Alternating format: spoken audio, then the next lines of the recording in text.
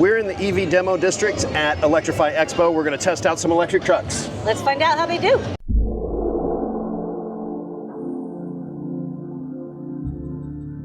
So we want to do kind of a wrap up on our experience with the 3 demo drives that we took today with the 3 electric trucks. We could have done a 4th, but the line was just so long for the Hummer.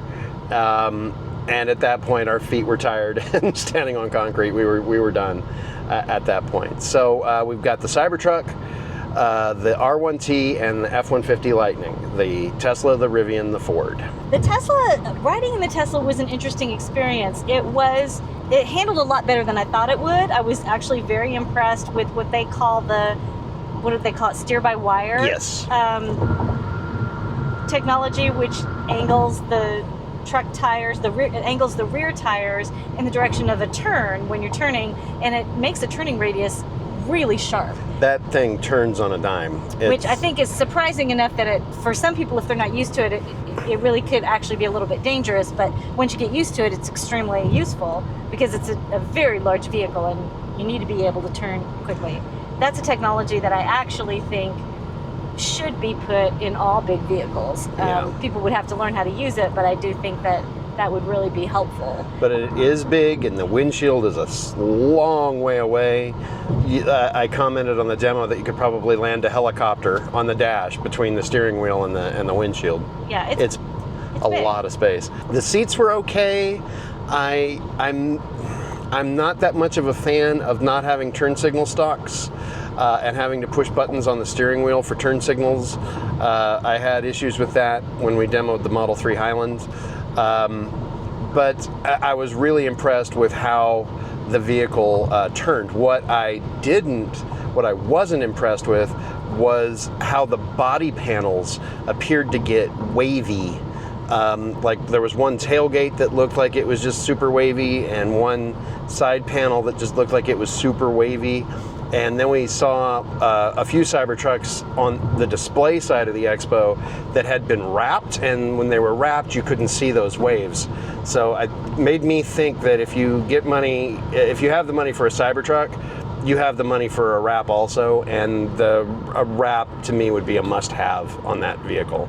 Yeah, I still think of it as kind of a niche vehicle. It looks to me like a concept car that they just decided to put into production, but it's not super practical to me for any particular purpose. It's just a status symbol as far as I can tell. Yeah. You know, if you want a Cybertruck and you can afford it, you can get one and kind of show off your wealth, but I don't see that it necessarily serves a specific market of people who need it for a specific reason.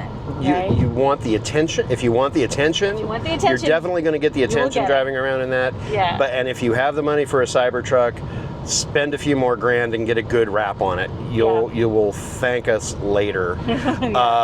Then we went on to the R1T, the Rivian R1T. That one was one of the main reasons that I wanted to take the trip down to Austin for this expo this year. We got our tickets before I found out that the expo wasn't coming back to Circuit of the Americas next year. And so that would have been another reason to come down, last chance. But I was very, very happy with the Rivian. It handled very well. We were able to take it on the F1 course. We were not able to get, we were told that we couldn't get video even with Rachel having the camera in the back seat. Ford told us different once we got in the truck. The guy said, oh, she can have the camera in the back seat, but Rivian was being very careful. It's a rule from the track that they didn't want to have drivers using cameras, which makes perfect sense to me. But they'd also interpreted it to be no passengers could have cameras. Anyway, we weren't able to get footage of that. But that truck had very little body roll in the corners. I was taking them at a decent speed. Had to have the rep use the oh crap handle, which was cool. Good acceleration. Didn't hear the tires protest at all on that demo ride. And it also felt very nimble, but it's also a smaller truck than the Cybertruck. And the seat fit like a glove. I mentioned that earlier. Do you have anything to add on the Rivian? It was comfortable enough in the back seat. It did seem like it was a nicer vehicle. It just had, you know, a more luxe look to it. Everything just looked higher quality. It was really pretty. I sat in the least comfortable seat in any vehicle, which was the middle of the back seat, because I wanted to be able to see everything and talk to the rep and such. But it was nice, you know, it seemed nice. And definitely, even from the passenger's perspective, although it is a truck, it is definitely, you know, there was a little body roll when we were going around corners at a racetrack, because trucks are not designed to do that kind of maneuvering, but it was certainly far less than in the Lightning, that's for sure. And since we brought the Lightning up, let's move on to that one. Okay. We took a demo of the Lightning on the track last year, and we were going to skip it this time, but there wasn't that much of a line, and so we went in just to do it on the same day with the other trucks. And it was nice, it was comfortable, it was, to me, almost as comfortable as the Rivian was. And it had nice amenities. It was a Lariat trim level, which means it's going to be comparable in price to the Rivian and the Cybertruck we drove, which was a dual motor Cybertruck. So all of them are around $80,000 trucks. Rivian might be a little cheaper, but nicely well appointed, good power, comfortable, a lot more body roll in the corners. Maybe a little bit smoother ride, but definitely a lot more body roll. And I was not able to take the track as quickly through the S's with the F150 Lightning as I was with the Rivian. And I did hear the tires protest with the F150 Lightning. Wasn't like major squeaking, but they were making noise. Anything that you would add on the Lightning? The Lightning is definitely a more utilitarian truck. It has a lot more of a look of a regular truck. I think it was designed specifically to appeal to people who are used to driving F-150s or used to driving regular gas-powered work trucks, and they just want something that is familiar, and they nailed it for that. That said, it doesn't have the sleekness, the integrated sort of ground-up design of an EV that the Rivian has, or obviously the Cybertruck either. It's just more like a regular truck that has a battery in it. Now, you know? Now the F-150 Lightning really was designed as a ground-up EV, but it was still a body-on-frame truck, much in the old-school design of a pickup truck, whereas the Cybertruck and the Rivian were not body-on-frame. And that helps with some of the body roll, etc., and all of that. But the other thing about the F-150 Lightning, and the thing that got our attention originally when it was first announced, is that ability to be a battery backup for your home. And that is something that none of the other vehicles we looked at today, I'm not sure if any of the other ones actually have that available yet.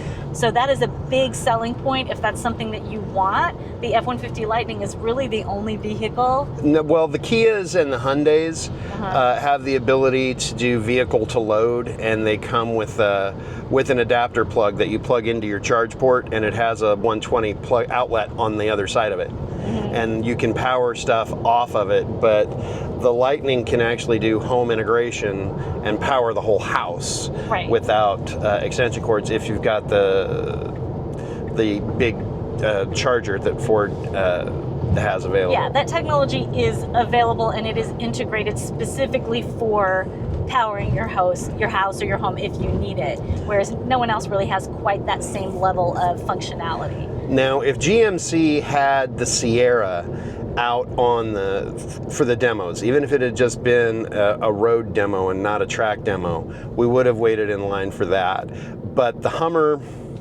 talk about a status symbol vehicle anyway. It's not something that we would consider, on also way more money than any of the other trucks, including the Cybertruck, because we did not drive a Foundation Series Cyber Beast Cybertruck. It was a dual motor, one of the newest ones that came out. That's still $80,000. That's still way more than we could afford, but that's a little more than half the price of a Hummer EV. So I didn't really feel the need to wait in a line for an hour and a half for that. But that makes sense. If it had been a Sierra, I would have. I was thinking that the Hummer would appeal to maybe a similar demographic than the Cybertruck, because again, it's a status symbol and it's an expensive vehicle that is big and flashy, and it is something that you buy to show off, you know. But I didn't realize that the Hummer was so much more expensive. Yeah, the Hummer is considered. It may not be 150, but I think it's at least around 130 or something. I'm not 100% sure. It's not something I follow because it's way too expensive for the type of EVs that I usually feature on my channel. So I haven't tracked it really well. But the GMC Sierra EV, they did have one there on display, and the one that they had was also top of the line, approaching six figures on the price, but they're going to be available cheaper than that. Kind of like the Lightning. That's one of the advantages that the Lightning has. It has lower trim levels that can bring the cost down, like the XLT trim. And the Pro trim, if you can still find them, which you can find them used in the high 30s, low 40s.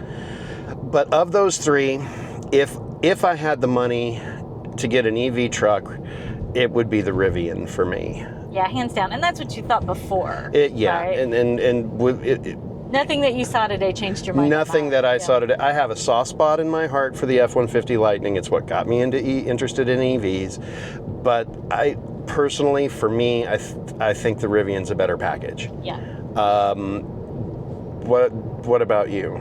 Yeah, I mean, I was sitting in the back seat and I didn't drive them, so it's hard for me to give much of an opinion other than what it was like for me in the back seat. And the Rivian was probably the most comfortable of the three, and you definitely liked it a lot more. So. Yeah.